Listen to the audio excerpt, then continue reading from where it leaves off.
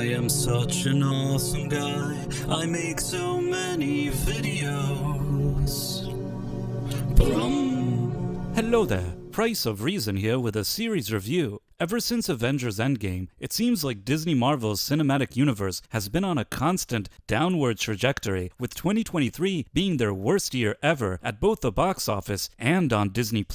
And as we enter 2024, I think it's safe to say that Marvel President Kevin Feige desperately needs an MCU hit. Could his new series Echo finally reverse his fortunes? In this video, I will go over the general plot of the Echo series, what I didn't like about the show, what I did like about the show, followed by my official score. First of all, just a quick refresher, the character of Maya Lopez, aka Echo, was first introduced to us in that embarrassing 2021 Hawkeye series guest starring Jeremy Renner. In that series, Lopez, a deaf amputee Native American girl boss, is the leader of the Russian mafia, and she wants to kill Hawkeye because she thinks he killed her father. But when it turns out that her adoptive uncle, Wilson Fisk, aka the Kingpin, was responsible for her father's death, she seemingly kills Fisk off screen. Anyhow, this new Echo series starts off by showing us the brief origin story of an ancient woman called Heifer, a Native American girl boss who saved her entire family thousands of years ago from dying in a cave, creating the Choctaw tribe of Native Americans in the process. Anyways, we jump forward in time to 2007 in Tamaha, Oklahoma, where we see a young Maya Lopez being told this magical story about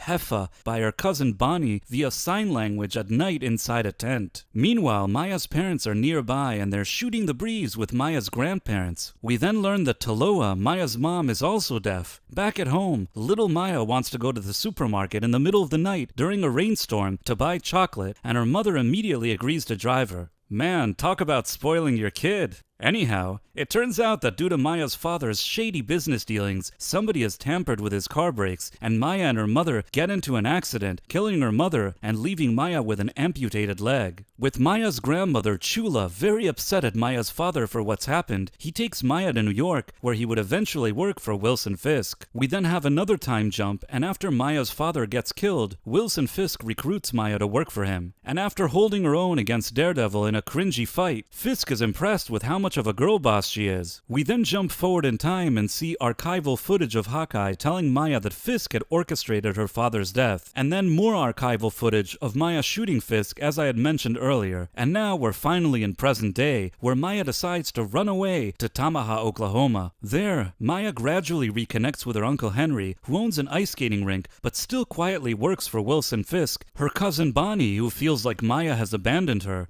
grandfather, who owns a repair shop, her grandmother, who's still bitter about Maya's mother's death, and her dim-witted cousin Biscuits. Hey, don't look at me, that's his name. While in Oklahoma, Echo decides that she's the biggest girl boss ever and that she should replace Wilson Fisk and become the Queen of New York. Now I know what you must be thinking. If Maya thought that Fisk was dead and everybody already saw her as a girl boss, why would she need to go to Oklahoma? Couldn't she just replace him on the spot? Yeah, don't think about it. Anyhow, Maya decides to plant a bomb on a train inside a shipment that travels from Oklahoma to Wilson Fisk's warehouse in New York, where it explodes and kills a bunch of Fisk's henchmen. Then Fisk, who didn't actually die from his gunshot wound, wants revenge, and this puts Maya's family in danger. However, rather than killing Maya, Fisk tries to woo her back into his life by telling her that she's the best, and he'll give her control of his entire empire if she agrees to replace him as Queenpin. And yes, the cringe term Queenpin is actually used here. After giving the matter some thought and seeing the spirit of her mother, Maya decides that she doesn't want to be the Queenpin after all. You see, it turns out that Maya has been having visions about Native American girl bosses throughout history, and when her mother tells Maya that they're all connected to her, she understands that she needs to be a healer rather than a killer. But Maya's change of heart annoys Fisk so much that he decides that he must attend an annual Native American dance ceremony where he plans to kill Maya and her family. Why does Fisk need to attend a Native American dance ceremony to get rid of her?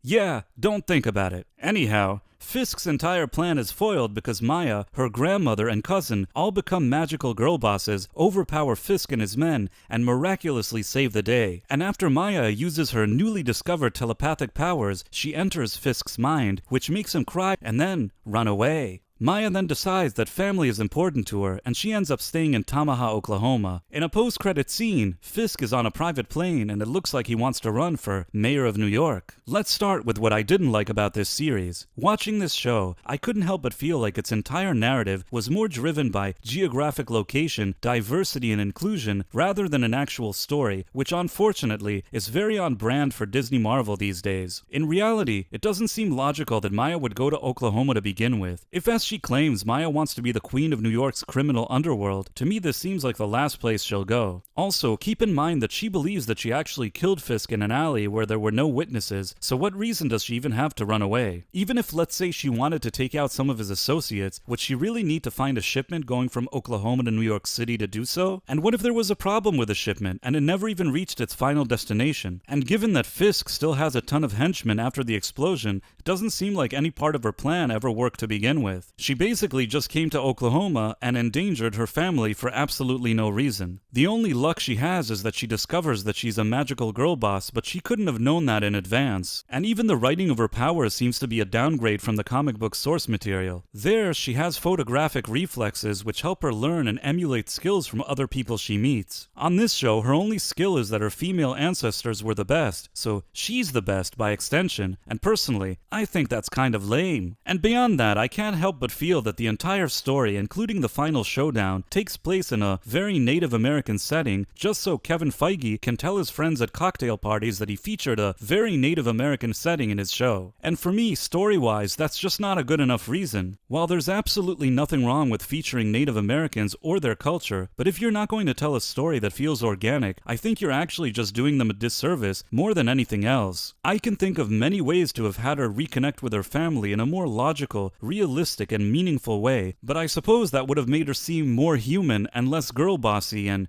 Disney wouldn't want that to happen, would they? Speaking of girl bosses, like all of Disney's other shows these days, Echo relies too heavily on their trademark girl boss trope, and man, this is getting to be really tiresome. I get that Disney desperately wants to keep pushing the men are bad, women are the best agenda, but I just think that it's pretty much a joke at this point, and I don't know how many more viewers Disney needs to lose until they realize it. Every male non-villain is somehow also either bad, dumb, or incompetent. Maya's father and uncle are low-life criminals.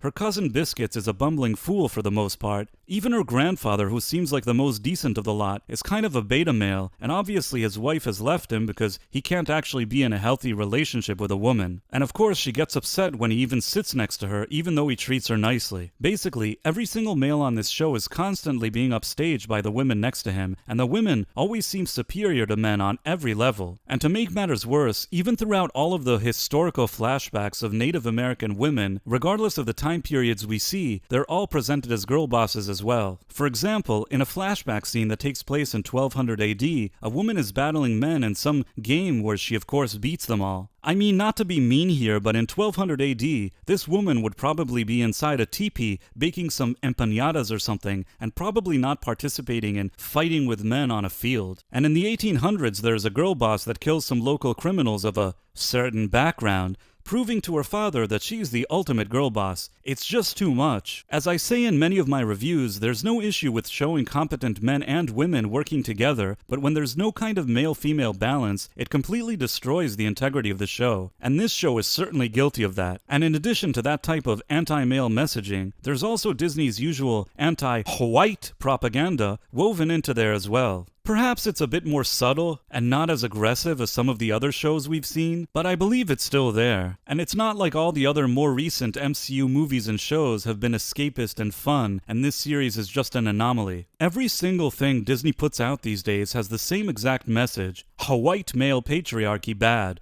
white people are oppressors and colonizers, women rule. And you know what? I'm tired of it. This type of propaganda that has been inserted everywhere by Disney, Hollywood, and the mainstream media over the past several years has only caused social unrest. All they've done is plant hateful and divisive ideologies which negatively influenced an entire generation. It's no coincidence that these days you have so many young people that hate their own country and love organizations that want to hurt it. And specifically when it comes to Native Americans, while I agree that historically they weren't always treated fairly, I still think it's better to highlight what's good about a community in the present, rather than taking digs at people because of events that happened hundreds of years ago. And although Echo isn't extremely heavy-handed with these digs, I would still like to see a change at both Disney and Marvel. Being truly diverse and inclusive means that we're all equals, and if that's the case, then the content they produce should be able to appeal to everybody without diminishing one group to try to boost another. Now, I will say that on this show, trying to highlight challenges deaf people face is the type of inclusion that I don't have an issue with, but unfortunately, its execution is just very poor. Watching this series, I couldn't help but feel that it featured too many quiet segments with sign language and subtitles. And I know some of you will tell me that in real life this is how deaf people communicate, and I understand that. Somehow though, when you're making a TV show or a movie for a general audience, you still have to find a balance between incorporating sign language but also moving the story forward at a reasonable pace. In many scenes in Echo, I don't think that this balance is achieved, and while I absolutely have tremendous sympathy for anybody dealing with deafness, it's still important to tell the story in a way that will connect better with all viewers. Most people don't actually know sign language, and for me, having long stretches of a series, including scenes with multiple deaf people signing, is just rather difficult to process, even with subtitles. And I'm not saying it to be insensitive or mean. I have nothing against the deaf actresses on this show or their performances, and it's absolutely not their fault. This is something that the production itself should have handled differently, at least in my opinion, as these actresses are just being misused here. And they're not the only ones, as both Vincent D'Onofrio as Wilson Fisk and Charlie Cox as Daredevil are criminally misused here as well, which is really disappointing considering how popular they are with audiences from the days of their Netflix series Daredevil, one of the most popular series of all time in any genre, a series that ironically Kevin Feige had pretty much nothing to do with. And now that Disney have intercepted these characters for their own use within the MCU, Feige just uses them as a bait and switch in every one of his silly girl boss shows. The problem is, with every appearance where these beloved characters are presented as weak, silly, or dumb, Feige is only causing irreversible damage to the audience's perception of them. In the long run, I think that this is a very poor strategy, and one that will not be helpful moving forward, especially given that there's a new Disney Daredevil series with Cox and D'Onofrio currently in production. Finally, the set pieces and the fight choreography in this series are mostly poor. I realize that they really wanted this series to have a gritty Daredevil Netflix action feel, but if that's what Feige was going for, he should have hired the people who succeeded with that show to work on this show. If I had to say something good about this show, it would be that Vincent D'Onofrio is a good actor in spite of the poor material he's given. And the same could be said about veteran actor Graham Greene, who's a standout in the series, but much like D'Onofrio, he's pretty much just collecting a check here. As it stands though, for me, very little actually works on Echo, and it was actually a chore to watch.